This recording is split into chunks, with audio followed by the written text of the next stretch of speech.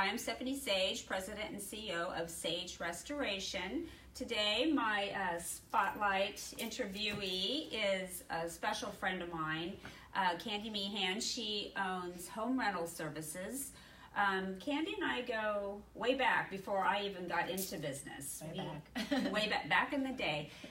Both of our daughters were figure skaters, so we were up early in the morning with a cup of coffee. 5 o'clock at the ice rink. Yeah. A.M. Yeah, 5 a.m. with a cup of coffee, watching our daughters skate around the rink. We had a lot of great times, traveled, have some funny stories. And then we kind of, didn't see each other for a few years. Right. And then I made the plunge in 2010 to start my own business. And then I thought of Kandy, and you've really helped me along the way. She's referred work to us, and we so appreciate that, and been a huge support base for me. And that means the world to me. Well, you guys do a great job.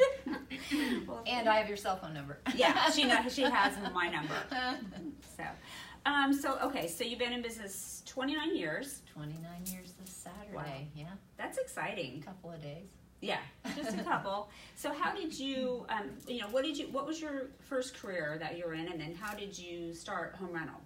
Well, my other life, as I say, I was a university professor. I taught right out of graduate school at Benedictine College up in Atchison, and then taught at the University of New York. For anybody familiar with the New York State university system, is State University College of New York at Buffalo, better known as SUNY, but anyway, taught there, and then got a divorce, came back to Kansas City, and decided to do something different. I ended up, I wasn't sure I wanted to do this, but I ended up selling real estate, doing condo conversions. So we would take existing apartment complexes and we'd have in-house financing. That was back when interest rates were like 18%. Double-digit. Yes, so nobody could afford, 18% interest. That makes your house payments a lot. Plus, you had to put like 20% down. Right. It like was in the 80s. Right. Yeah. Yeah. Early 80s. People today would just freak out if that was the requirements today. So we would line up for bond money. First-time homebuyers could get bond money at 10%, which it was like we'd line up in lines like the night before, like some great concert, just to get this money for our buyers. But that's when I was selling real estate, and I still made more money than I had made teaching. So I love teaching, but the money's still. Yeah, even as a college professor. If you don't have tenure. Wow. Then if enrollment drops, it doesn't matter how great a job you have done. If enrollment drops, you don't have a job. Yeah. If you don't have tenure, so. Exactly. So then how did you transition from being a realtor to a property management company? Well, I had a great boss at the time, Larry Wallace, and I had said to him, hey, I love selling real estate, but I want to do something more. I want a new challenge. So he said, why don't you start a rental division for Coldwell Banker? And I'm like, maybe not that challenge. I'm not sure I want to do rental property. And at the time, Coldwell Banker had a great rental division down in Atlanta, Georgia. And so they flew me down to Atlanta, and it was November, so it was cold here. Get to Atlanta, it's so nice. Exactly. I just had a suit jacket on. Love that. Anyway, Pat Guth showed me how they had been doing things, and showed me that rental property doesn't mean junky property. You can do nice property and be rentals. So that was enough to convince me. I came back, opened it as a division of Coldwell Banker. So it was Coldwell Banker Home Rental Services. And that was 82 or so. The years kind of get messed up. I ran it for 2 years, stepped out, ran a sales office for Coldwell Banker for a couple of years, and then came back because it was not being successful anymore, and I really liked the challenge of it. So I came back, so this is 4 years it had been open, had a baby, and came back to work, and they said, oh, we're closing all of our ancillary services. So the relocation division of Coldwell Banker, the home rental division, all the handyman division, all these divisions, they were closing them all down. And I had 30 days to figure out what to do. A little bit stressed. I mean, had been a teacher, then an employee, and it's like, what the heck do I do? And a new baby. Brand new baby. Helping with that. And so I had 1.5 employees at the time, and I said, do you guys want to give this a shot? I mean, if we end up on the unemployment line, we're just... no worse off than we're going to be.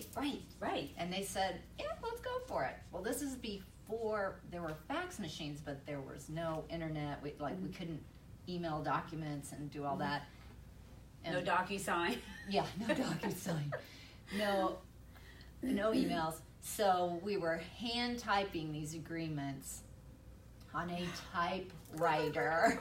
Make one little mistake. And then mailing them, snail mail, and getting people to sign them and getting back anyway. So 30 days later, I owned a business. I took all my severance pay from Coldwell Banker and bought the business. All you really can buy when you're buying a real estate company is blue sky. You can't, like if you have your house listed with ABC Realty, and ABC Realty is selling to XYZ, the day that sale closes, you have no list. You're not listed for sale with anybody, and XYZ cannot approach you before they own ABC. So you have to the people with XYZ just have to hope you'll sign with them. So that's kind of how it all worked. Interesting. So we lost one client. Wow. In that the transition. That's pretty amazing. That was pretty great. So you've seen a lot of economic changes, probably laws and who knows what in property management. So what do you say has been your key to success? Because you're one of the top property management companies in the city. I don't know what ranking you are. Non-franchise,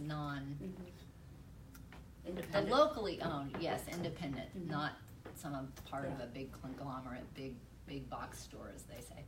I think it's just really customer service is really what it boils down to. I was going to say just keep on keeping on, put one foot in front of the other, but it's really customer service. It's about people. Because yes, everybody wants, like, if you want to lease a house or you have a house that you need to get leased, you need action now. So yes, getting on the internet at 11 o'clock at night is a great solution. But when it comes down to it, you want to talk to a person.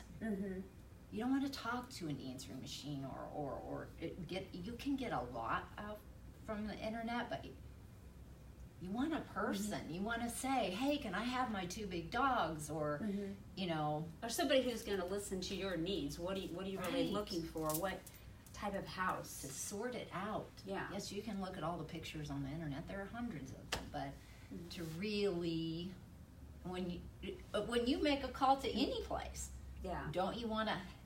Wouldn't you really prefer that somebody just pick up the phone and say, here's who you need to talk to, and I'm going to get you there? Yeah, because time is valuable. I mean, everybody's pressed for time these days, and spinning your wheels and getting nowhere, or you go look at a property that's totally not what maybe the ad says, what have you. So you can say internet dating sometimes. Yeah, internet dating for houses. The professional photographers can make it look really nice. And I mean, the same's true listing it for sale. We don't sell, but that same kind of thing. Right. Pictures can definitely be deceiving. Oh, I can only imagine. But then you're also helping the owners of the properties because you can list a house or lease a house for somebody, but they can pay you a fee to manage the property as well, which if you're living in another state, out of the country, that has to be a huge load off their mind if they have your company managing the property. Absolutely. Yeah. So many of the towns anymore are instituting laws that say if you live more than 50 miles outside the Kansas City area, you have to have a professional property manager. Oh, wow. There's actual laws on place in I a didn't lot of realize places, like Overland Park. Uh-huh. Wow, I So- didn't realize that. And then coming from my side of the business, where we deal with insurance, it's going to help the owners of properties a lot, because if you have, let's say, water backup in a property and the owner lives out of town, and maybe the renters, I don't know, don't even tell you about it, or it's vacant, it hasn't been leased yet, and if you don't have somebody checking on your property, sometimes the insurance carrier won't even cover that loss. If you know what I mean? So that also ties in with that. Yes. You know, because you guys are making sure the house, checking on the house, making sure it's intact. You know. And it's not always the vacant houses. I had a situation last winter where we lease nice houses. You would think people would have enough brain cells to not do this. They go to Europe for a month. Okay, there's nothing wrong with that, but what should you be doing? You should be having somebody check on your property. You should definitely leave the heat on. Most definitely. It is winter time in Kansas. Well, they didn't. Yep, surprise. And so when they came home, they didn't do either of those things. Oh my gosh. And so when they came home, and I'm sure you guys were the ones cleaning up the mess, they had frozen pipes. They turned the water on and the pipes were broken, or turn the heat on, the ice thaws, and ice, when water freezes, it expands, and that's what breaks your pipes. So then when it thaws, the water goes everywhere, and they're like, we didn't know. And these were the tenants, correct? Yes. So then the owner, he's in a pickle because his insurance covers the property. Right. And then so that could get really tricky. They'll subrogate probably against the renter, but... What a mess, though. Yes. And then you're trying to get the money out of them, Right. People just don't think about those little things. But then, thankfully, the owner has you. And we have you. Yeah. The professionals. That's not a plug. Yeah. We would never do that.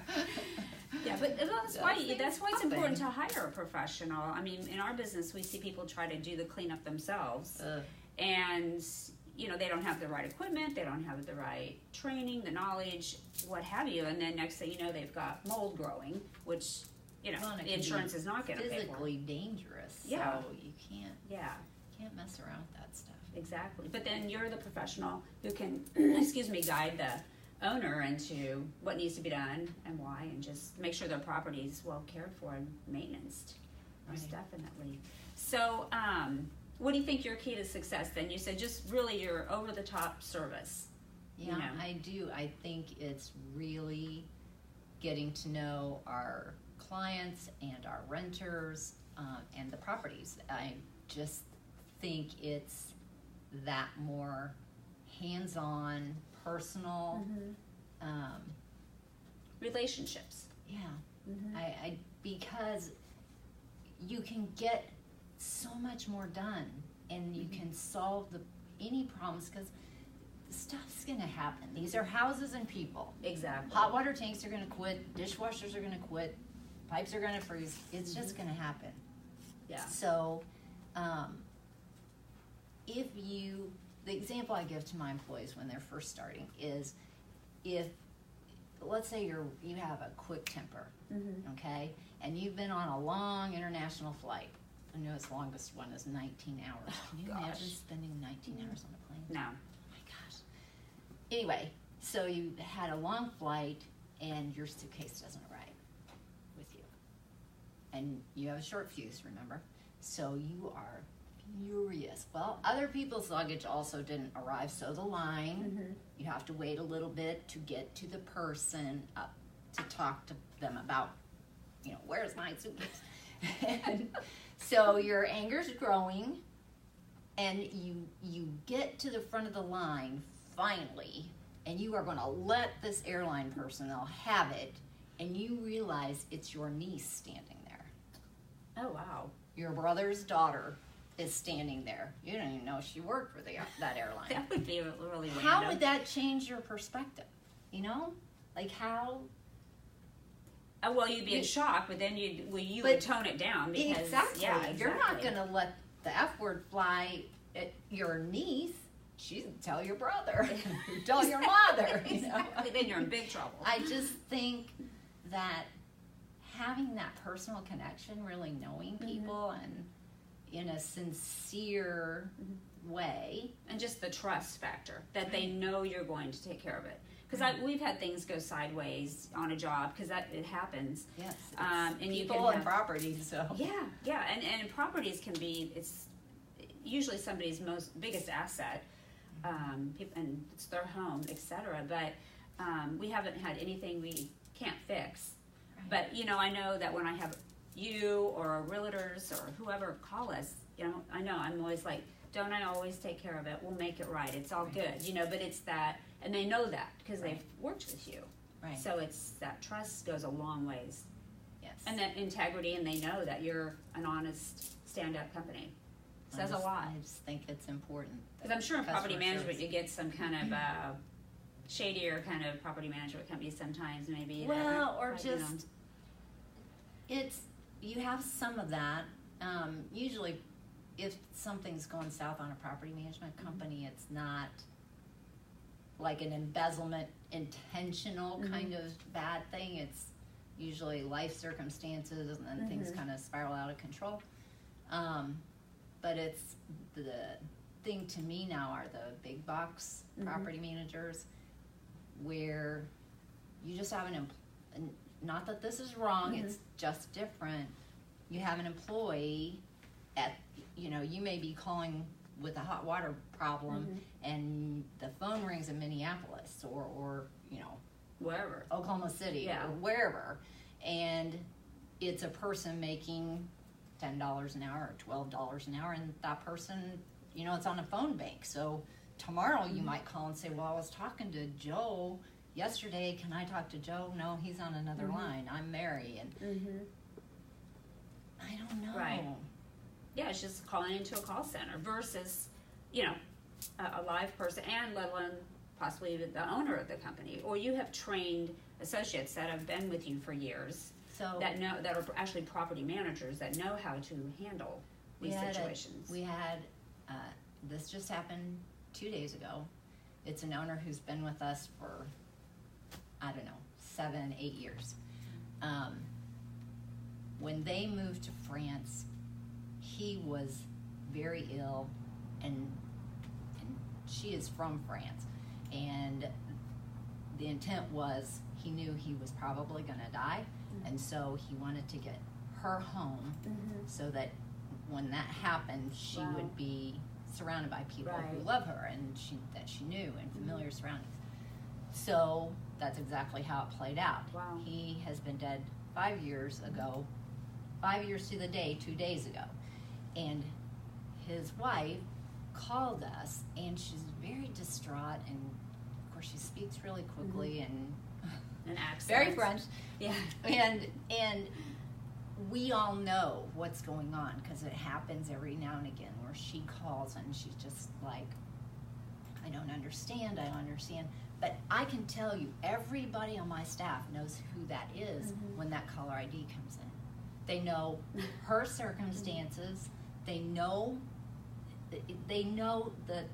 what's going on. So you're not going to get that in a big box store. You're just not. I mean, you're not going to get that kind of, that we know we need to get her to this person in our company, because that's the person who can help her. Exactly. And sometimes she gets kind of worked up. Right. And you want to say, don't call us on this anniversary date every year. Yeah. Oh, it's tough. So, anyway. Yeah. So, but you guys care enough to deal with it. She's still your customer. Exactly. So that's goes a long way. Exactly. In choosing an independent local company. Yeah. I mean, I think buy local, that's, huge. So tell me, who's been like some of your biggest mentors through the years? I think maybe not a single person, like a person. This goes back to Coldwell Banker days, and I will say, when Bob Kenny was president of Coldwell Banker, as an executive, I really admired him. I was in management at the time with Coldwell Banker, and I admired him. And Larry Wallace also enforced this. He would say, always return your phone calls. Again, this is before emails, okay, guys? Or texting. Yeah, no texting, no mobile. Actually, I think I might have had a bag phone at that point. Hello, you got your bag phone. I had a diaper bag, a bag phone, briefcase. Anyway. Or maybe a, what was it, the pager. Oh, yes. Yeah. Oh, I'm sure I had one of those. Connor would be like, what's a pager? Anyway, they always reinforce return your phone calls. Mm-hmm. Even if you think you don't want to call that person back, even if you think they're going to not be nice to you, call them back. That's the worst time not to call back. Right. It just makes them angrier. So I have done that sometimes, and sometimes you go, oh, wow, I almost didn't call them back because I thought they were going to scream at me, and they're calling to say, wow, you guys did an awesome job, or whatever it was. But other than those two guys, Bob Kenny also he won a gold medal in the Olympics in basketball a few years ago. Yeah. That was a long time ago. Still a gold medal. No matter when you got it. Exactly. Is really the national association that we have for our group. It's the National Association of Residential Property Managers. So it's just for property management companies who manage properties, single family properties, so not apartment complexes or homes associations or whatever. And they are just a sharing, supportive, it's amazing. Yes, and it's a huge national group, but they have gotten me, some specific individuals within there have gotten me through some stressful times in business. Yeah, because you don't always know it all. I mean, as a business owner, I mean, I don't think you ever cross that finish line where you're like, I know it all. Because you're always learning. There's always a new challenge that you haven't come across that pops up. You know, so it's great to have that resource, you know, to go to. And before NARPM was really up and rolling and strong, which was late, 25 years ago, 26 years ago, is when it kind of opened. NAVO was my other, the National Association of Women Business Owners. And you were a past president. Yes. Yes. Past president. When I found NAVO, I was like, oh my gosh, these are all women business owners, so I can talk about work comp problems or, you know, employee issues or whatever it was. I didn't have to be the boss. I could let my hair down. And you had somebody that could relate to you. And then I want to touch on this too. I just thought of this. What year did you start Home Rental Services? 1989. Okay, because coming up in October is the 30-year anniversary for the HR 5050, which President Reagan signed in like 1981 or 4. Don't quote me on that. I have to do my math here. But and that was where he signed it, where women business owners could get a business loan without the signature of a male, and that male, that could be their son who is 16 years old, or a brother, or what have you. And to me, I'm just like, what? 30 years ago that was like that? But do you remember ever finding it hard? Because women still have a struggle getting enough financing, even today. But could you touch on that? I haven't hit those barriers. I will say, when I opened Home Rental, we had no debt, and we were probably, I don't know why I keep saying we, because I'm the only owner, but I would guess it was probably 5 years into it that I said, oh, I should probably have a line of credit or something, you know, just in case. Yeah. And so I now have lines of credit for each of my businesses and a wonderful platinum American Express card. Thank goodness for credit. No, it's hard to have a business if you don't have credit, because there's times when, you know, payroll's coming around and your cash flow may be a little slow. I mean, a lot of times you don't get paid up front for stuff, and you've got to pay your people. Right. So, you know, it's always wise to have a line of credit. That is for sure. I would definitely encourage any business owner to really get to know the people at the bank. Yes. And I'm not diminishing the big bank companies, the BOAs and stuff, but there are a lot of smaller banks here in Kansas City who have private bankers. So those are for business owners, and they can push and negotiate and do things that.